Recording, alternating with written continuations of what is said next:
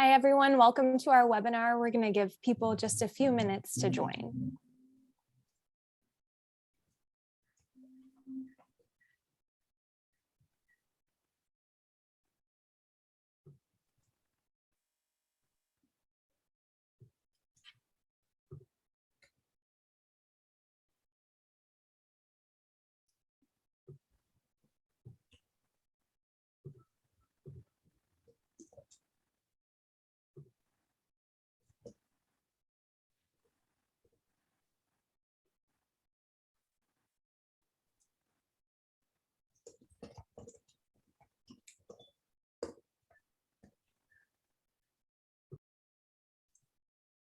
I'm seeing registration numbers shoot up, and as other people join, I just want to welcome everyone to the Impacts of the California Privacy Rights Act, CPRA webinar. I'm joined with Marina Teskova and Barbara Sondag, and we are so excited to start our event in just a few moments.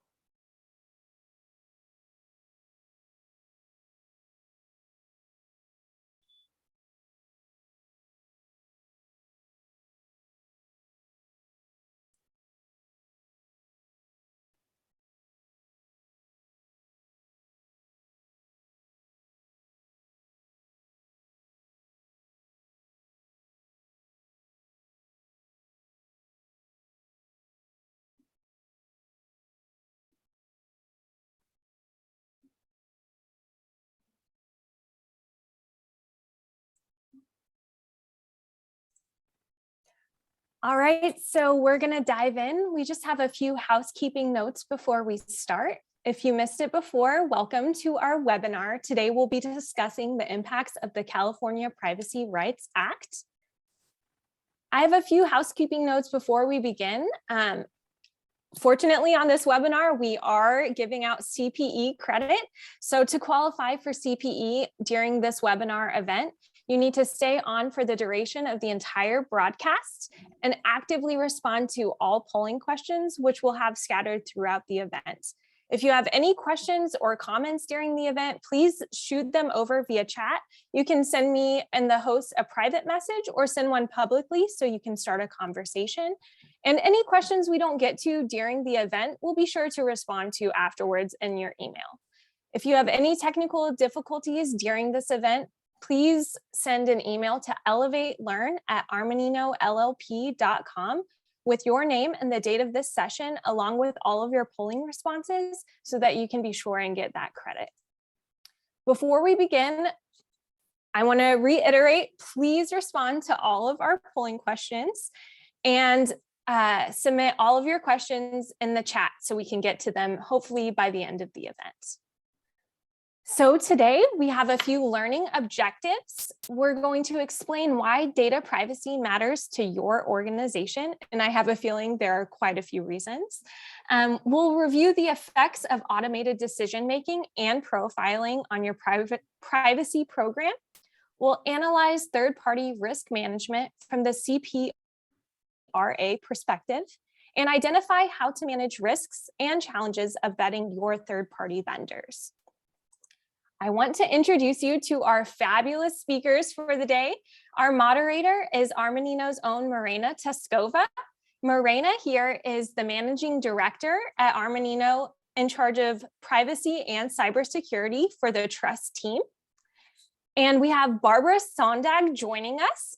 She is an associate general counsel member at Intuit. She's also data protection officer for Brazil and Canada. So welcome, Marina and Barbara. I'm going to hand it off to you, Marina. Thank you so much, Marcy. Welcome, Barbara. I'm very pleased that I will have the opportunity to ask you a few questions today about the CPRA. Before doing that, however, I just would like to provide you with some cybersecurity and privacy trends for 2022. We usually do that in the beginning of our webinars. Welcome, everyone. Thank you so much for joining, and I look forward to meeting all of you during our following webinars. So I will start with the 2022 cybersecurity trends. Just very briefly, it's a global perspective rather than US-centric perspective of what's going on in the field of cybersecurity. I would actually start with Europe simply because there is a lot of developments from the European Union. Recently, the European Commission and the High Representative of the Union for Foreign Affairs and Security Policy presented their European Union cyber strategy for action in December 2020. As a result, the following initiatives have been launched. First is the proposal for renewed NIS2 directive. The European Parliament and the Council completed their review in the first reading. Trilogue discussions should start in 2022. Further, there is a proposal for a directive on the resilience of critical entities, again, under review in the European Parliament and the Council. In December 2021, the Council adopted its negotiating position. When we come towards the United States, I would like to talk about NIST. I highly encourage everyone to follow NIST website. There is a lot of very interesting guidances that are coming up. We also do a lot of NIST assessments for cybersecurity, and they're very much preferred for our clients. Recently, NIST published Secure Software Development Framework, recommendations for mitigating the risk of software vulnerabilities. I highly recommend reading that. Also, NIST published Developing Cyber Resilient Systems, a systems security engineering approach, and most importantly, updated its cybersecurity guidance for system engineers, engineering trustworthy secure systems. In addition, in relation to our cybersecurity trends, the Department of Homeland Security announced the creation of a new cyber safety review board that would assess significant cybersecurity events. In the first review, they will focus on vulnerabilities discovered in late 2021 in the widely used Log4j software library. And last but not least, the US banking regulators set rule according to which the banks must report major cybersecurity incidents to the government within 36 hours of discovery. Happy to continue with the privacy trends, which I think that are also very interesting. Marcy, could we? Thank you. So again, I will start with the privacy trends in Europe. Again, you already know about the existence of the General Data Protection Regulation. You also know that there is an e-privacy directive that is supposed to become an e-privacy regulation, even though we are waiting quite a long time for that. Also, European Commission issued strategy on data and AI and issued a proposal for regulation laying down harmonized rules on artificial intelligence. Please review this matter. It will have significant impact on companies. Currently is under discussion in the European Parliament and the Council. It's very important to say that today, the European Commission issued proposals for a Data Act, which is a new Data Act that would regulate interoperability of data between entities. There is also a proposal for data governance. In November 2021, a political agreement was reached between the European Parliament and the Council. The text will likely be formally approved in the first half of 2022. We also have proposals for Digital Services Act and proposal for Digital Markets Act. There are also developments in relation to the court. Recently, 2 European data protection authorities issued their opinions and decisions in relation to the use of Google Analytics. First, in August 17, 2020, NOYB, which is a nonprofit organization, filed 101 identical complaints before multiple European data protection authorities regarding the use of Google Analytics and Facebook Connect by various companies. We already have responses by 2, which is the Austrian Data Protection Authority, and CNIL, which is the French Data Protection Authority, that ruled that the use of Google Analytics cookies violates the GDPR and the Schrems second judgment of the Court of Justice. For example, the French Data Protection Authority analyzed why and how the data collected through Google Analytics is transferred to the United States. And according to CNIL, these transfers are considered illegal. Therefore, it ordered the French website manager to comply with GDPR and, if necessary, to stop using the service under the current conditions. Just note that Google already adopted additional measures to regulate the data transfers in the context of the Google Analytics functionality, but can you consider that these are not sufficient to exclude the accessibility of this data for the US intelligence services? This is what happens in Europe. As you can see, it's quite a lot. And now I will move to what's happening in the US. I'm sure you already know many of these developments, and we will pay particular attention on the CPRA today, with the conversation with Barbara, just to mention and to put some dates here to see how closely are all these developments. First of all, there is a CCPA that was adopted in June 2018. CCPA was signed into law and entered into force in January 2020. The CPRA, which is a ballot initiative that amends the CCPA and adds privacy protections for consumers, passed just a few months later in November 2020. The majority of the provision will enter into force January 1st, 2023, with a look back to January 2022. This is the main reason why we're talking about the CPRA today. As you can see, there is a lot of things that we need to consider. There is a lot of changes, and they happened quite recently. Just to note before proceeding with my discussion with Barbara is that there's also Virginia and Colorado Privacy Acts. And with this, I would like to welcome Barbara. Welcome. Thank you so much for joining this great initiative and webinar. I really look forward to ask you a few questions about the CPRA. As you can see, we have CCPA, now we have CPRA. Most likely there would be further changes. A lot to think about, a lot to look for. Welcome. Thanks, Marina. Appreciate it. Thank you. Before proceeding with Barbara, I just would like to ask one question to the audience. I see we have a lot of attendees today. I would love to hear your opinion. And the polling question one is, Marcy, please go ahead. Awesome. Thanks, Marina. So I'm going to launch our first polling question. So do you need to comply with CPRA? And I'm going to give everyone just a moment to get their answers in. We want to get that great CPE credit that we're all here for, along with, of course, Marina and Barbara's expertise.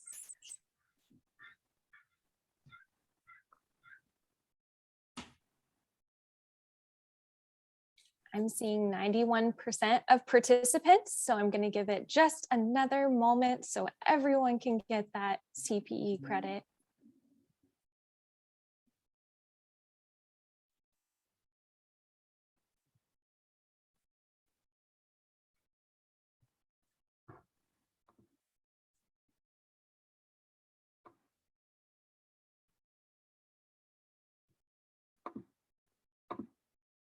All right, I'm closing the poll and I can't wait to see the results.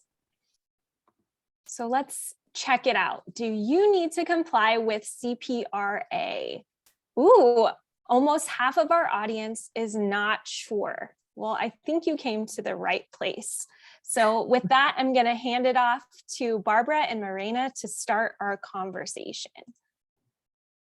Thank you so much. To everyone who don't know, I hope that we can add some clarity about the CPRA. For those who need to comply with the CPRA and already know that, I hope that we could answer some of your questions. Again, welcome, Barbara. Barbara, Associate General Counsel, Data Protection Officer for Brazil and Canada at Intuit. It's an honor to have you here today. Thank you so much for joining. And I look forward to ask you a few questions and hear your perspective about CPRA and the US privacy in general. Thank you so much. Maybe it's time to proceed with question number one. And why is data privacy important for your organization? Just to start with that. Thanks, Marina. So it is absolutely important for a number of reasons. So let's take it from the left side. So you see a few different answers here.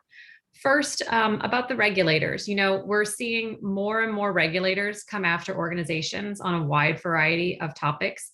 Everything from Google Analytics, as you just mentioned in the webinar, And maybe even think about insufficient fulfillment of data subject rights, or even for insufficient technical and organizational measures to properly secure the data.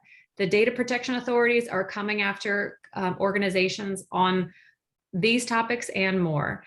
And perhaps a good resource to even think about is using enforcementtracker.com. It shows a good overview of what the EU data protection authorities are enforcing upon. And so that's kept up to date. That's a good resource for you.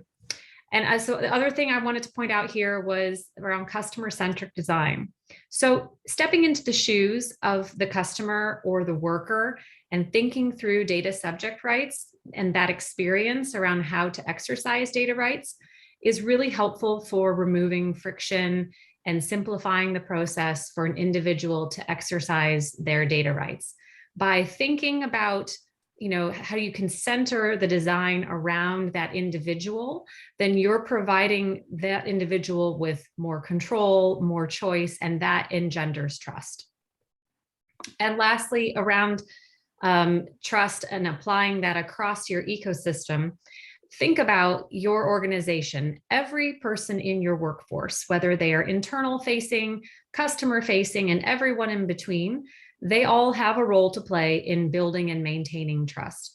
And having clear privacy disclosures and managing the user's expectations around how their data is going to be handled, those kinds of things can lead to greater trust by the user and just strengthen that relationship over time. Wonderful. Marina, back over to you. Thank you so much. Again, I just would like to make a comment here before the polling question number 2. As you can see, there are multiple changes on all fronts in privacy and cybersecurity. Privacy and cybersecurity go together, not only because of the Article 32 of the GDPR, but generally because we cannot think about privacy without thinking how to secure that personal information. So definitely privacy is becoming more and more important, including a topic that is often discussed in meetings of the board of directors. And just to continue here with a question for you about the attendees, question number 2, Marcy. Thanks, Marina. All right, we have polling question number 2, so get ready so you can get that CPE credit. Here we go. All right, polling question number 2 is, who is responsible for the privacy matters within your organization? Is it your data protection officer, your general counsel, external sources like lawyers or consultants, or do you not have one? I'm interested to see what our audience has to say about this.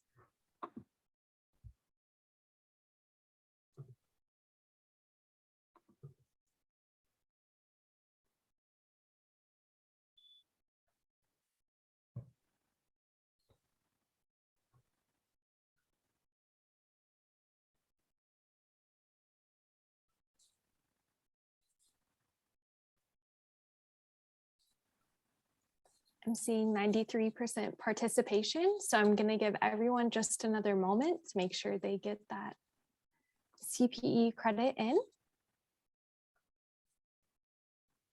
All right, let's end the poll and check out the results. Ooh, interesting.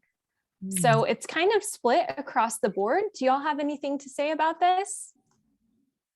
Yes, what I need to say is that the 29% says that we don't have one, which means we don't have anything, it seems to me.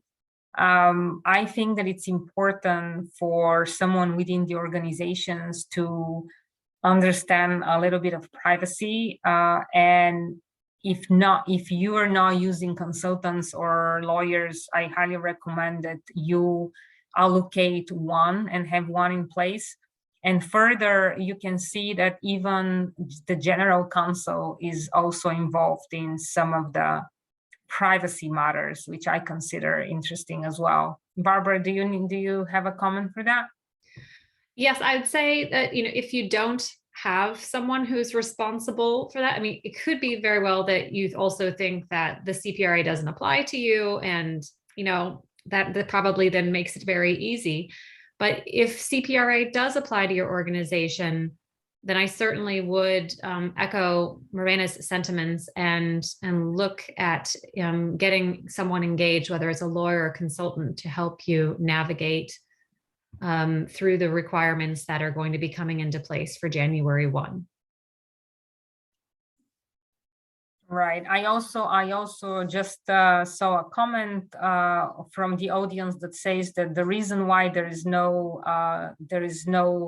data protection officer or a person responsible for the privacy is because many companies are just now starting to implement privacy regulations, and they consider this as part of their new privacy program. I highly suggest that you have privacy expert, whether external or internal, before developing these processes and procedures. So you develop them in the right way and you're not wasting resources and money. That's all I need to say. Awesome. Then we will move on to the next question for, I believe, from you, Morena. So this question is actually a large topic, and I'm sure we have a lot to say. We already have the CCPA in place. CPRA is coming. What do you do to prepare for the new requirements, considering these frequent changes in the laws, which I believe are gonna change again? Barbara, what's your thoughts about that? Yeah, it's a great question, right? Where do you begin when you just are looking at the CPRA, and it's such a tangled web of requirements, and trying to understand, well, how does it even differ from CCPA, and to what extent does it apply to my organization? So I kind of just start with a few things, running from top to bottom. First, we talked already a little bit about the privacy experiences. I would say here is to do the research. Ask your customers what they expect to see, and what they expect with respect to their data. And if your organization, for example, has a platform of different services, it may be that your customers expect that their data will be used across that platform. So I would encourage you to, think about beta testing different experiences, really just kind of hone in on what your customers are really interested in and what they expect to see. About the product experience, you want obviously your customers to have that amazing experience and be really satisfied with, being there on your site. And just similar to what we mentioned earlier is, look at how you can minimize the friction for the customer or for the worker. Just remove those barriers and make it easy. And the third point I wanted to make about is on technical excellence, that here we should be thinking about, how can you deliver, against, good SLAs, not only internally, but when you're working with your vendors, and really thinking about just encompassing all the personal data that you have across your organization's ecosystem, and really make sure that you cast that net and you understand what data is in scope or what data is out of scope. Which leads me to the last point, which is really just thinking through the changes. So if you've already built out a privacy program against other legal frameworks like GDPR, you think through what changes you'll need to make in your program, such as what new capabilities need to be built or updated. So it is a bit of a tedious process to really go through and understand, your current organization's requirements versus CPRA. So really identify those deltas. And once you have those deltas, then think through what needs to actually be built because of those deltas that you've identified. And that should really be your sort of starting point for thinking about, how do I engage with engineering, and making sure that if there is something to be built, and really, thinking through the lead times that you're going to need to have these new processes or capabilities in place by the time of the January 1st effective date. So you believe that it's good if companies start preparing now, a year ahead of time? I would Absolutely. Yeah, absolutely. I think for the larger organizations, they need to have already started, because there just is so much data that they have. They may particularly have a lot of legacy data stores that they need to think about how to best incorporate that. I would also encourage organizations where you have worker data that is subject to CPRA to start now on worker data, because that is something, it's a right that we haven't given to workers in the past in the US. And it may take some time to really identify all the data stores that are, touching worker data and really inventorying that so that you can be ready to fulfill worker data rights requests come January 1. I understand. Thank you so much, Barbara. Marcy? Well, we actually have a question from our audience regarding this topic. Chris Hopkins wanted to know, what does look back to January 1st, 2022 exactly mean? Can someone help him out with this? Sure. So Chris, the look back to January 1, 2022 means that when you go to, let's imagine that we are now in January 1, 2023, and your organization receives either a customer data rights request, an access request, or a worker access request. The organization is obligated to pull in the data that would be in scope for the access request going back 12 months. So it needs to go back to January 1, 2022. It doesn't need to go further than that. Exactly. Basically, the law's look back provision applies to all information that is collected on or after January 2022. Yeah. So it's on and if then we're 1 month further, it's still just looking back just 12 months. It doesn't mean you always have to go back to January 1, 2022, just looking back 12 months. Yes. Awesome. Thank you for clarifying. With that, we'll move on to our third polling question. So everyone, be sure you're at your desk. I'm going to launch right now. Let's see. So do you know what your next steps are in meeting your organization's CPRA requirements?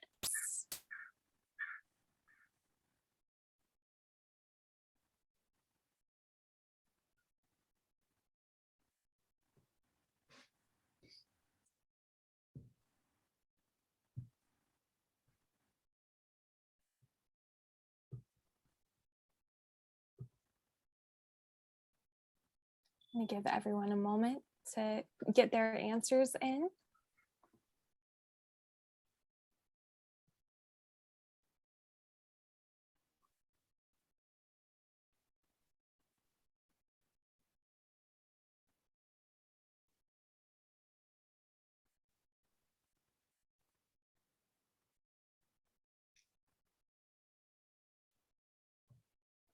All right, I see it slowing down, so I'm going to go ahead and close this poll.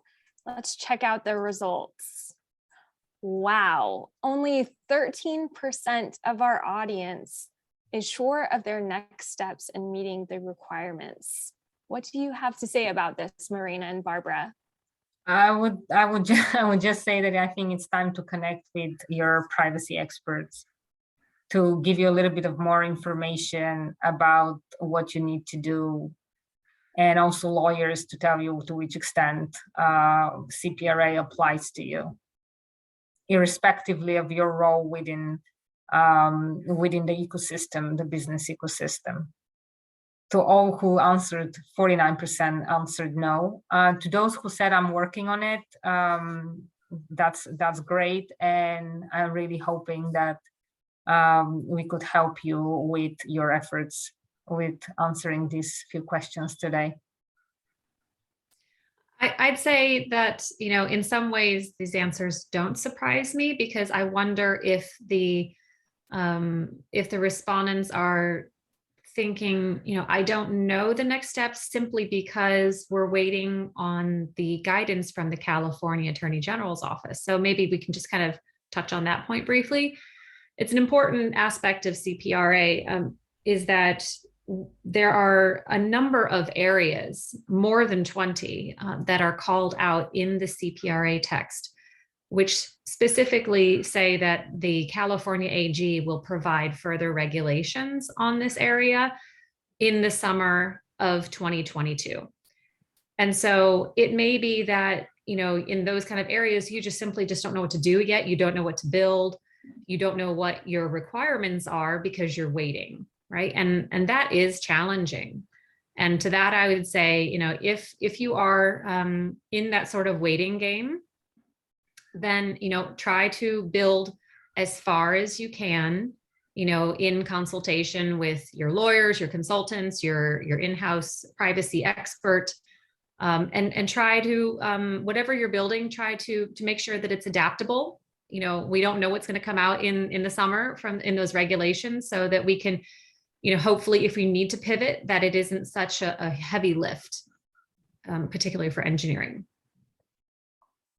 Thank you so much, Barbara, for these comments, and this is a good opportunity for me asking another important question today. And I think that would be a question that will take most of our time to talk about today, which is, I mean, there's so many things that we need to do under the CPRA. There's so many requirements. I personally feel that CPRA gets much closer to the GDPR, which already is very stringent global standard for privacy. And it would be amazing if we just have some kind of a compliance checklist of what would be some of your top items in it, if you have such checklist about a CPRA. But generally anything, if you have to implement CPRA, what would you think about?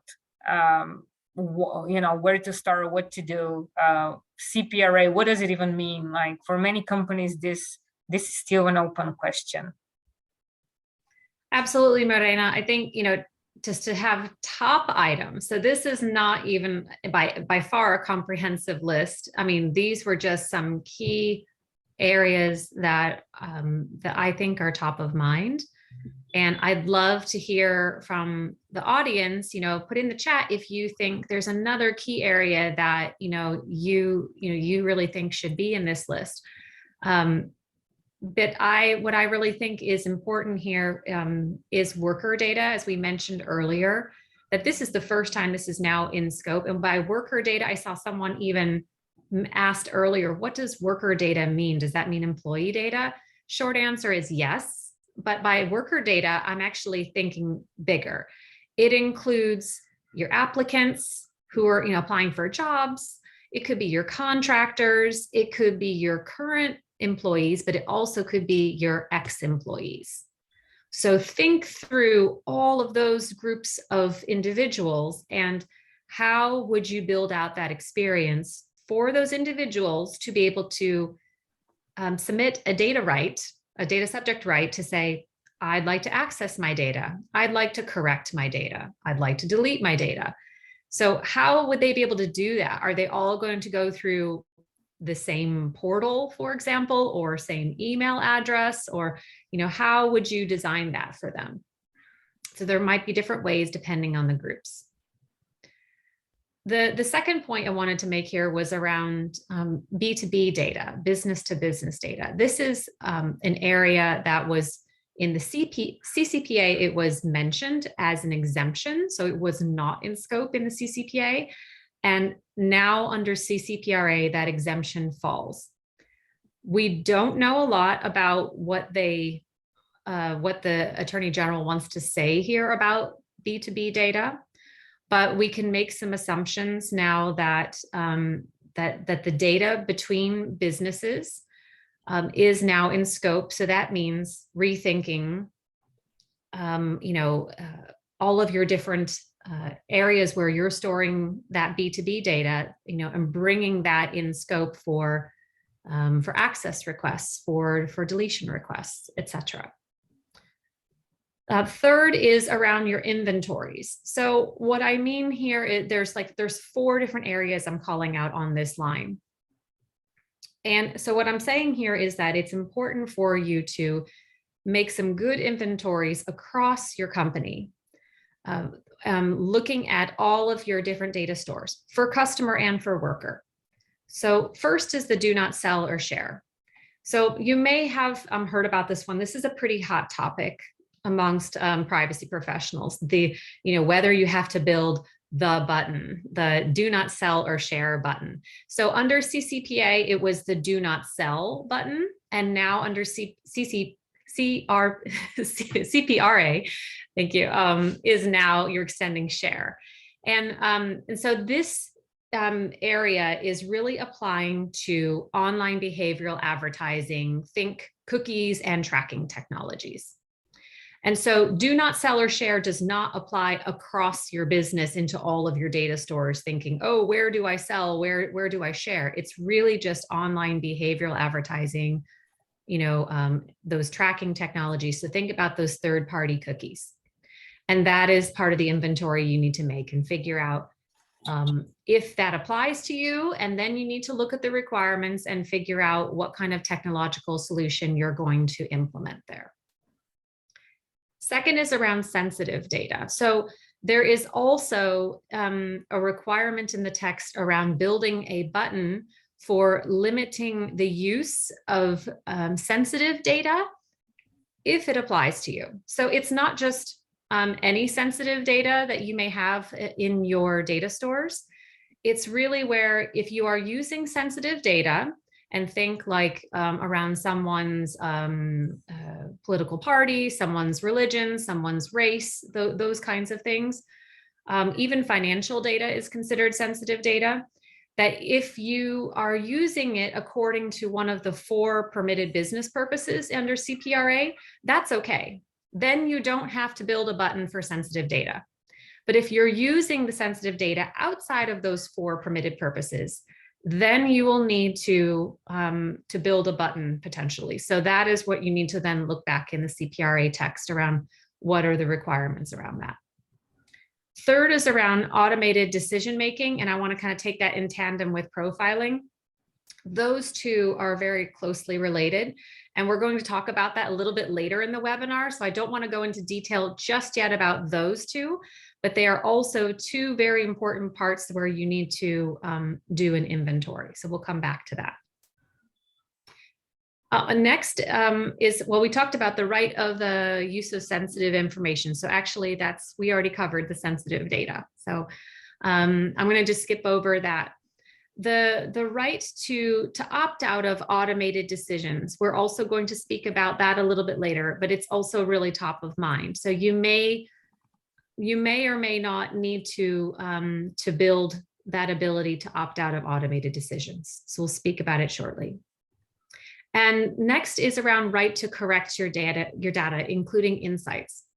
So what's interesting here is that now there's a new right under CPRA to correct your data, where we didn't have that previously under CCPA. And personal information under the law also includes things like insights, where you would maybe infer some sort of insight about that individual's behaviors, their preferences. And so you need to really think about, how can we check across our ecosystem as to whether we are really, making inferences or insights about those individuals. And if that falls in scope, then that may be something that needs to be corrected. And lastly is around new contract terms for your third-party data processing agreements. And so, this is something we're also going to speak a little bit further in our webinar about, that it's important that, you're looking at the different types of third-party agreements you have and see if you need to update any of your templates to include this new language that's called out in CPRA that needs to be added. So we'll speak about that just in a little bit, but those are some things that I had were top of mind. Barbara, thank you so much for these amazing, I would say even tips here today. I just wanted to answer 2 questions about who has to implement, who has to implement the CPRA requirements, or basically I would even change this question to who falls within the scope of the CPRA requirements, because everyone who falls within the scope of CPRA have to implement the CPRA requirements. And that's going to go to the threshold application of the CPRA. Just to give you a very brief reminder of what was under the CCPA. Under the CCPA, if you had a gross annual revenue of over $25 million, you buy, receive, or sell personal information of 50,000 or more California residents, households, or devices, or derive 50% or more of their annual revenue from selling California residents' personal information, CCPA apply to those. Under the CPRA, we have some changes. And these are that the CPRA would apply to you if you have a gross annual revenue of over $25 million, which is similar to the CCPA. But if you buy or sell or share the personal information of 100,000 or more California residents or households, as you can see, there is a difference. We talk about 100,000 versus 50,000. We talk about households like CCPA. We don't mention devices. And last but not least, or derive 50% or more of their annual revenue from selling or sharing, this time sharing, not just selling, California residents' personal information.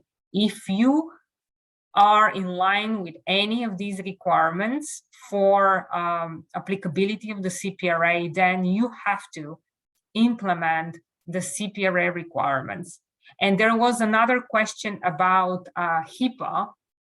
Just know that CCPA and also CPRA have certain exemptions in relation to protected health information, as the term is defined by HIPAA, and that is collected by covered entity or business associate that is governed by HIPAA. Therefore, what I can only say here today is if you believe that you are falling within the scope of HIPAA, then before implementing the CPRA, I would verify and identify to which extent CPRA applies to your organization. Likely it might in certain cases, which is not related to the health information. Just so you know, HIPAA is a very rigorous law which applies to health information that is maybe the most similar US law, most similar to the GDPR. So if you have global operations and you fall within the scope of HIPAA, that will facilitate you a lot with respect to the GDPR, because these laws speak the same language. And I will continue further here with hopefully another question for the audience. I just wanted to call out one point. Sure, it looks like there was a comment from one of the people in the audience around nonprofits, and I think that really ties back to the question, the threshold question. I don't know if you could maybe just briefly answer that about whether that applies to nonprofits.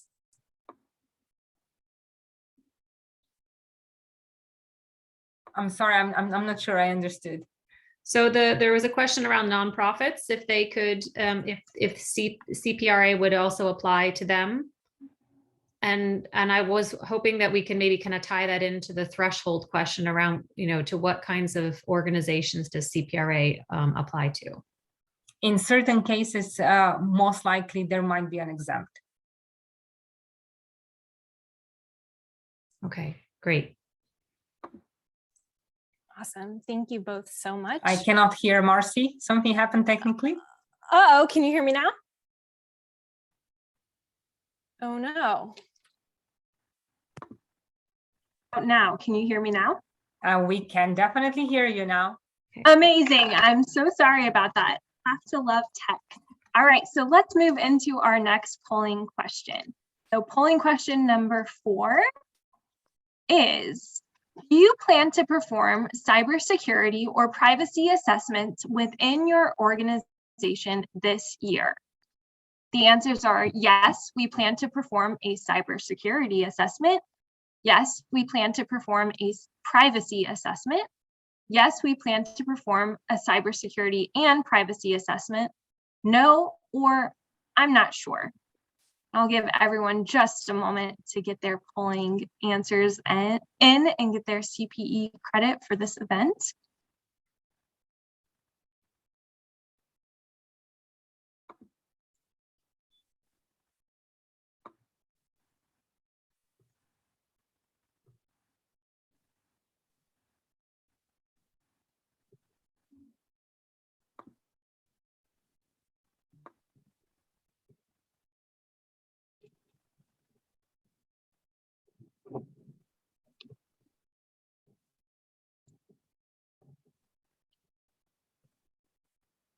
I'm seeing 91% participation.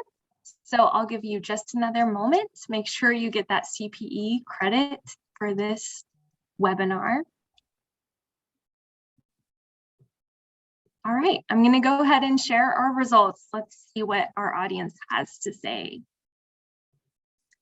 Ooh, that's a very interesting question. Yes, we plan to perform a cybersecurity assessment, 16%. Yes, we plan to perform cybersecurity and privacy assessment, 46%. No, 7%. Yes, we plan to perform privacy assessment, 5%, and 26%, I'm not sure. The only one thing that I would like to tell you here is I highly recommend performing privacy and cybersecurity assessments. Just so you know that under the CPRA, businesses whose processing presents a significant risk to consumer privacy or security must submit a regular risk assessment to the CPPA. And also there would be annual cybersecurity audit requirements for businesses whose processing presents a significant risk to consumer privacy or security. Therefore, I really recommend you to start doing privacy and cybersecurity assessments, even if those are not required. That's a very good beginning for you as a map of what you need to fix and what you need to do.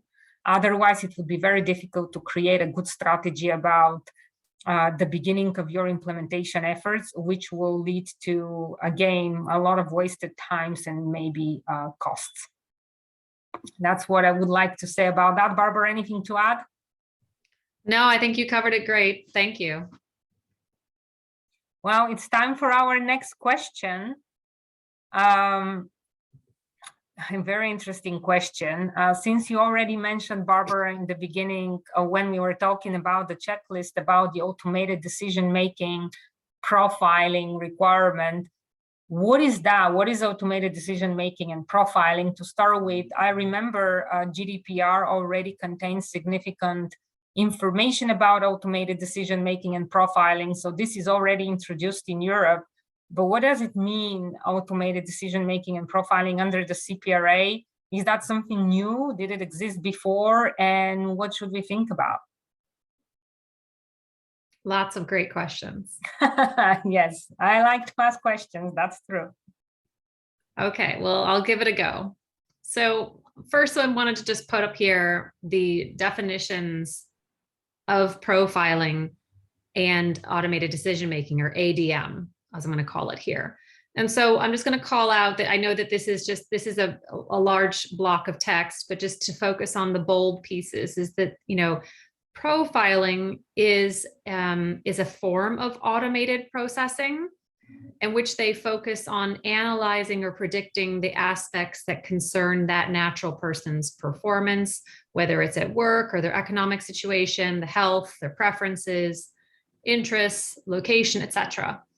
So and not all companies are performing profiling. So that is something that, you know, your organization needs to evaluate whether you are performing profiling.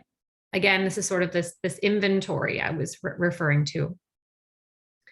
And then automated decision-making, this is, when you think about automated decision-making, you're thinking about how, for example, that the algorithms or the models that are being built so that decisions are being made on an automated basis instead of being done through you know, a manual human review. So that is what we mean by automated decision-making. And I wanted to call out here that this is not defined in CPRA while profiling is.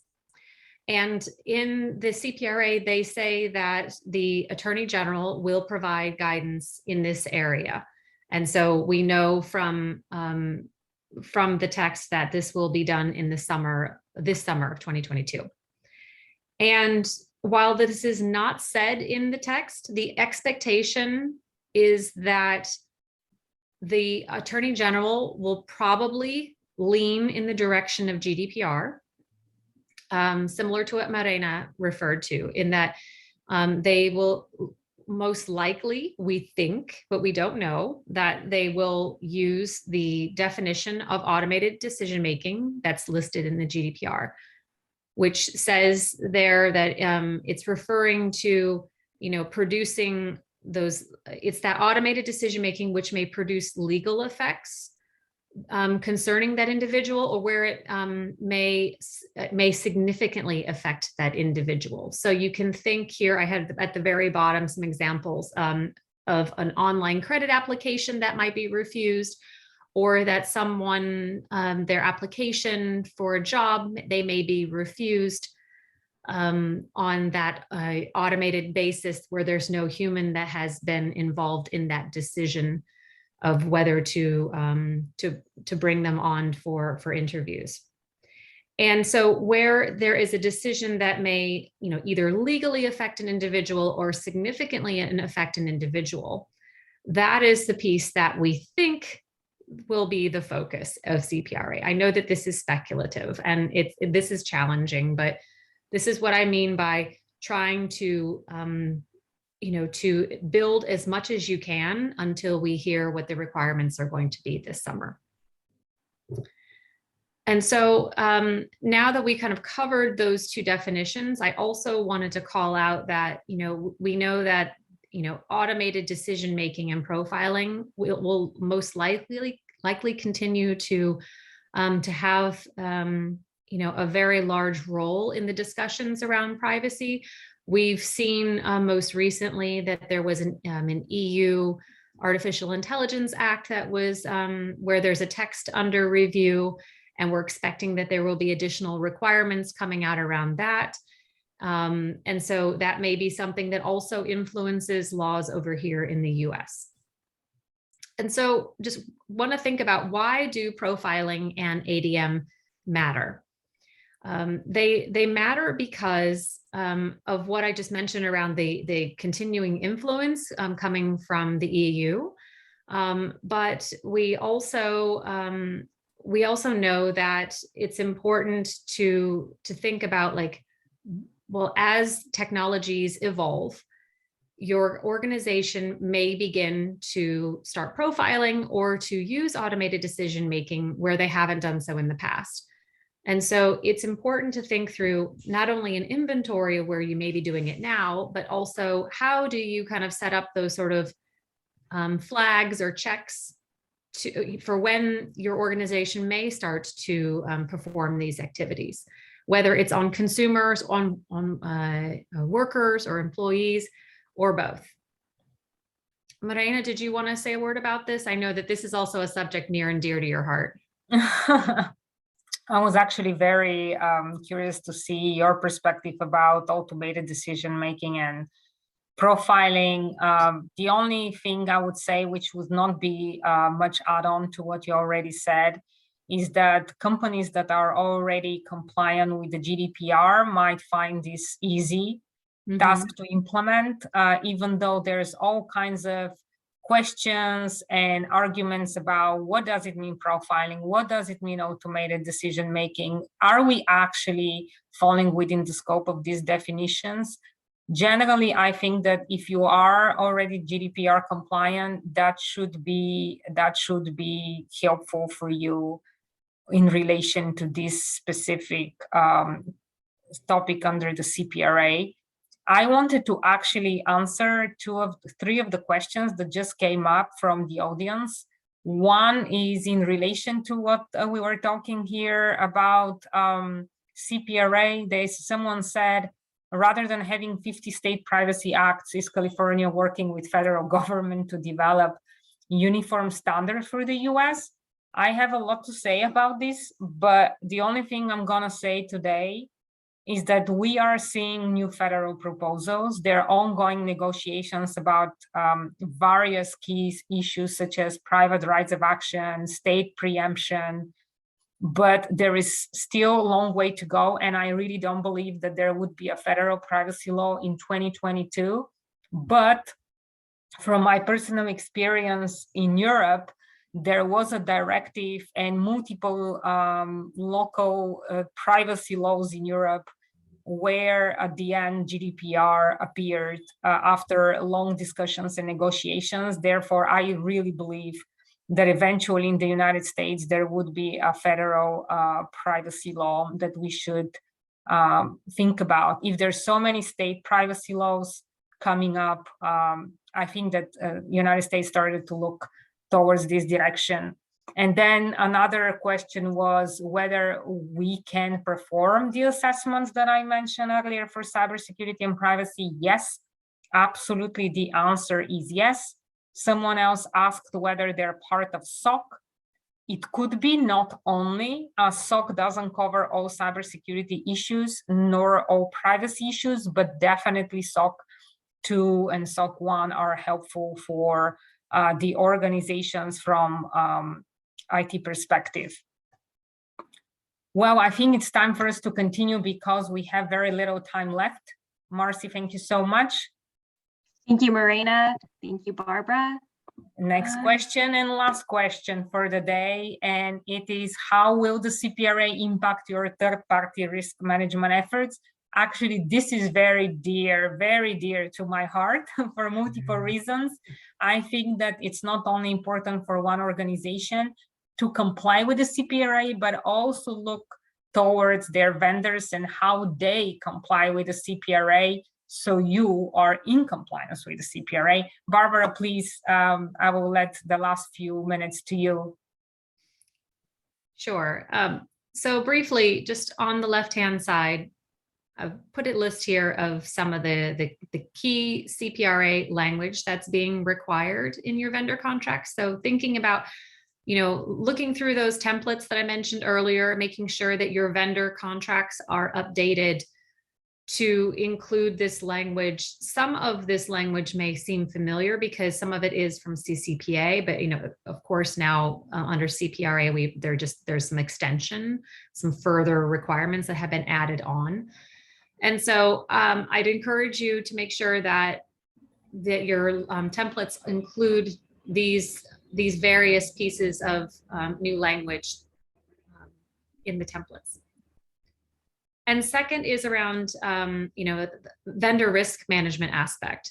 So make sure that you're building in those checks as you're sort of thinking through vendor onboarding and how you're documenting all of your different vendor contracts.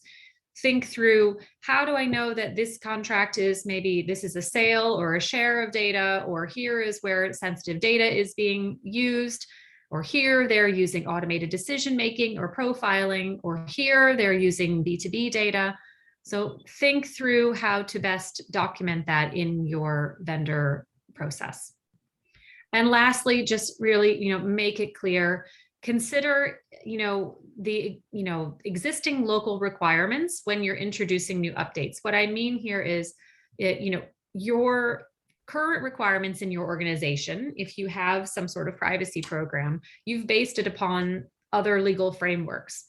And so now you're going to be adding on CPRA. And to that, I would say, look at how you can best harmonize those requirements so that you have a single set of requirements that you can apply across your different geographies. Create that highest standard possible to simplify requirements internally. Marina, anything to add? I'm very good with everything you said, and I fully support you with your statements. The only one thing I would say is, again, standard approach. If you can create standard approach, that would make your life much easier, considering that there's so many laws state-wise and internationally already existing and coming up. That's right. Thank you, Marcy. Awesome, thank you. So this is our last polling question of the event. I'm going to go ahead and launch it. So our question is, do you have a third-party risk management program? Yes, no, I'm working on it, or I don't know where to start. And just as a reminder, at the end of this, you will be receiving an email from us that includes the deck and a recording of this presentation. Also, if we didn't get to your questions today in the box, we'll be directly answering you in your email. This deck also includes contact information and some tips for your organization. So look forward to receiving that in your email soon. So it looks like everyone is getting their polling questions answers in. I'm going to give everyone just another moment. I know we're at our end of our time.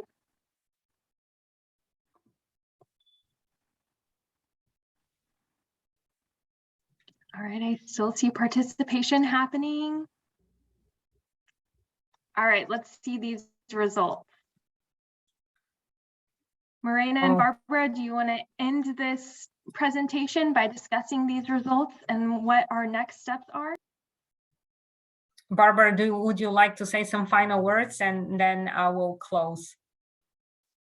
Sure. So, I think on the third-party risk management program, I mean, you don't need to have one, but it certainly is, helpful in trying to automate your processes, and so that you can have better metrics, especially with how you are handling third parties and fulfillment of data rights requests. That would probably be my most important point on that, Morena.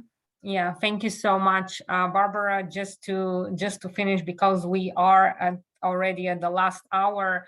Even if you don't have formal vendor privacy program, I highly recommend you that you have one approach how you treat your vendors instead of having different requirements with each vendor. Again, that would ensure compliance, and you're not going to miss some important details with your relationships with your vendors. And here it's the right time to say thank you so much, Barbara, for joining this webinar. It looks like 1 hour is not enough for us to talk. Thank you so much for joining. Thank you for everyone who had the opportunity to join today. You will receive tips at the end of this presentation that Marcy is going to send about what we believe are the essentials for this webinar. And also, I hope you can join us next time as well. Thank you so much. You will also receive information about our services, and yes, assessments, third-party vendors, programs and approaches are also part of our expertise. Thank you everyone so much for joining today. Thank you, Marcy, for moderating with me today as well. Thank you so much, Barbara, for being here with us. Appreciate it. And thank you everyone who attended. Have a good day. Bye. Thank you.